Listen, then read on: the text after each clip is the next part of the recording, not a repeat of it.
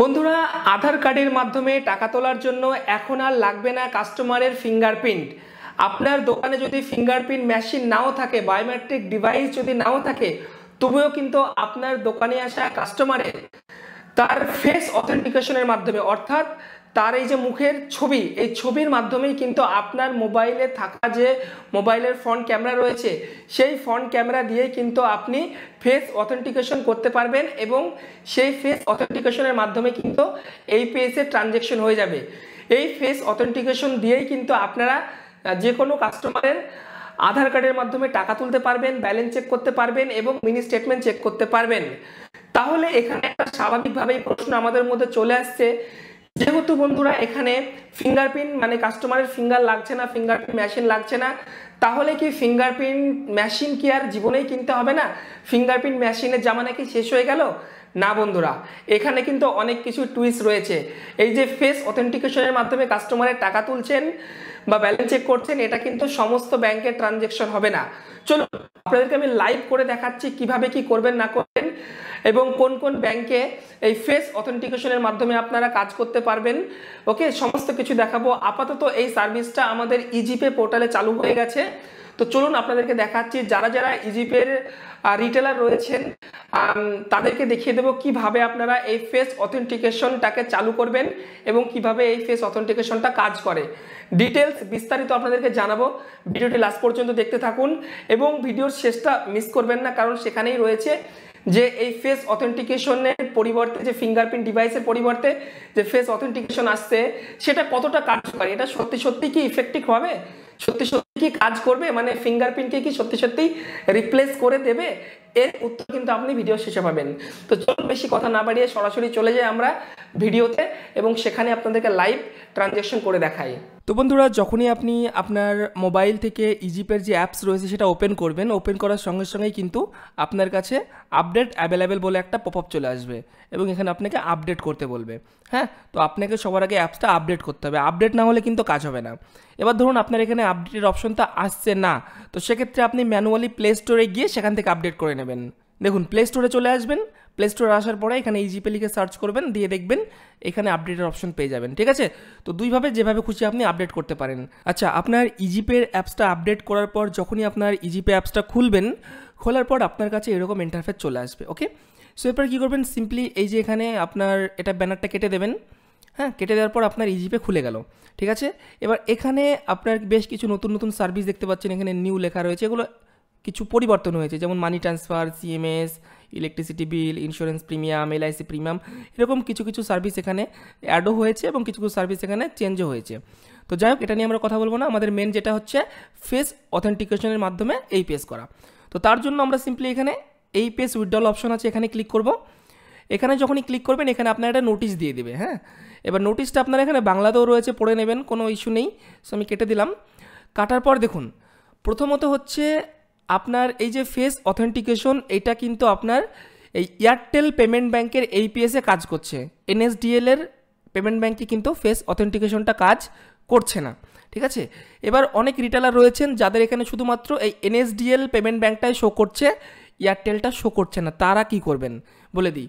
তারা প্রথমে হচ্ছে ইজিপের যে কাস্টমার কেয়ার নাম্বার রয়েছে, আর সেই কাস্টমার কেয়ার নাম্বারে ফোন করবেন।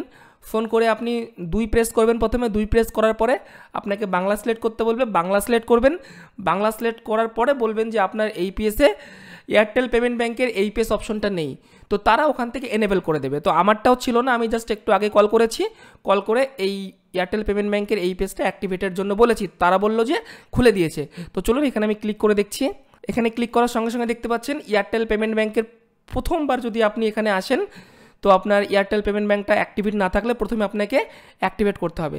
তার জন্য দেখতে পাচ্ছেন এখানে বেশ কিছু অপশন রয়েছে, agent information, personal information, address verification, shop information আর ফাইনাল সাবমিশন। এই 5টা ডিটেলস আপনাকে পরপর এখানে ফিল আপ করে সাবমিট করতে হবে। ঠিক আছে, তো দেখতে পাচ্ছেন প্রথমে রয়েছে আমাদের এখানে প্যান নাম্বার রয়েছে, এখানে আমার নাম রয়েছে, ইমেল আইডি রয়েছে, আর এখানে আধার নম্বর, মোবাইল নম্বর। জাস্ট এখান থেকে প্রসিড করে দেবেন, এগুলো বাই ডিফল্ট ফিল আপ করাই থাকবে। প্রসিড যখনই করবেন এরপর আপনার পার্সোনাল ইনফরমেশন চলে আসবে, দেন এখানে দেখতে পাচ্ছেন আপনার নাম চলে আসবে এবং আপনার লাস্ট নেম চলে আসবে, এটাও দেখে নেবেন। দেখার পরে জাস্ট এখান থেকে আপনি প্রসিড করে দেবেন। প্রসিড করার সঙ্গে সঙ্গে এবার আপনার অ্যাড্রেস ইনফরমেশন চলে আসবে, এগুলো কিছু চেঞ্জ করবেন না, যেমনটা আছে তেমনটাই রাখবেন।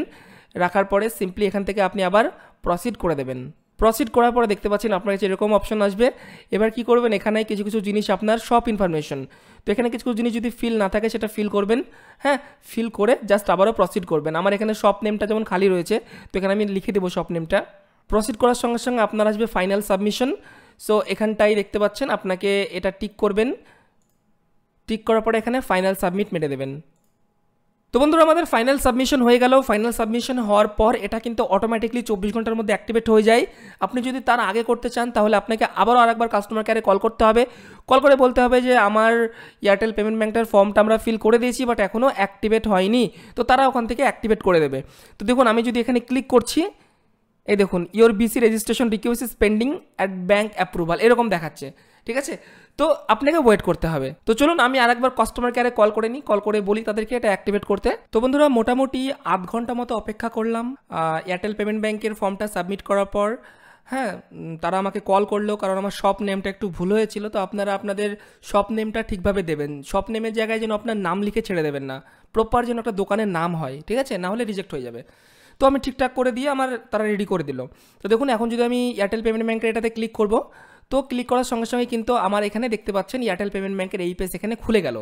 বাট এখানটায় দেখতে পাচ্ছেন আমার কিন্তু এখানটায় verify your identity using 2 factor authentication বলে আমার পেজ খুলছে, মানে আমাকে 2 ফ্যাক্টর অথেন্টিকেশন করতে হবে।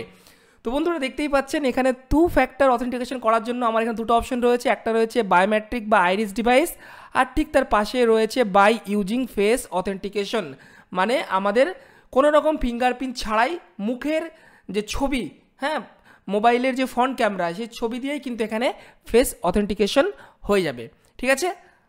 তো চলুন এখানটায় আমি জাস্ট ক্লিক করে নিচ্ছি বাই ইউজিং ফেস অথেন্টিকেশন এই অপশনটাতে। এখানটায় ক্লিক যখনই করবেন এখানটায় কিন্তু আপনাকে একটা নোটিশ দিয়েছে, দেখুন, if you using face authentication you have to perform all transaction on this mobile phone for today, মানে আপনি যদি ফেস অথেন্টিকেশন দিয়ে করেন কাজ, তাহলে যে ফোন দিয়ে করবেন সেই ফোন দিয়েই কিন্তু সারাদিন আপনাকে ট্রানজ্যাকশন করতে হবে, সেই দিন কিন্তু আপনি আর অন্য কোনো ফোন দিয়ে লগ ইন করে কাজ করতে পারবেন না, ওকে। তো চলুন আমি জাস্ট এখান থেকেই ফেস অথেন্টিকেশন করলাম, জাস্ট এখান থেকে সাবমিট করে দিই। সাবমিট করার সঙ্গে সঙ্গেই বন্ধুরা এখানটায় আমাদেরকে অটোমেটিকলি গুগল প্লে স্টোরে নিয়ে চলে আসবে।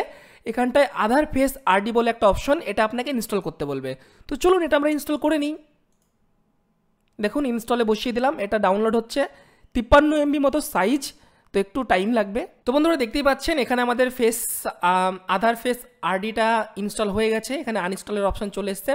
তো এটা আমরা ব্যাক করে দেবো, এখান থেকে ব্যাক করে আবার আমি আমার ইজিপের অ্যাপসে চলে আসলাম। আসার পরে আবার আমি এখানে সাবমিটে ক্লিক করবো। আগের বার তো সাবমিট করলাম, আমাদেরকে প্লে স্টোরে নিয়ে আসলো, এবার আই থিঙ্ক ফেস আইডিটা খুলে যাবে। দেখুন সাবমিট করার সঙ্গে সঙ্গে এখানে আমাদেরকে পারমিশন চাইবে, তো পারমিশনগুলো আপনি সব এখানে অ্যালো করে দেবেন, হ্যাঁ। তো যখনই সাবমিটে ক্লিক করলাম দেখতেই পাচ্ছেন এখানে আমার ফেস চলে আসলো, ফেসটা একদম ভালোভাবে দিতে হবে, প্রপার লাইট যাতে থাকে।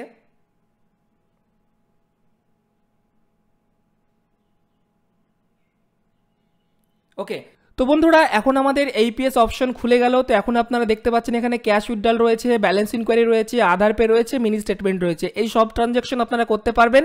এই দেখুন নিচে রয়েছে অথেন্টিকেশন টাইপ, এখানটা রয়েছে বায়োমেট্রিক আর আইরিস অথবা ইউজিং ফেস অথেন্টিকেশন।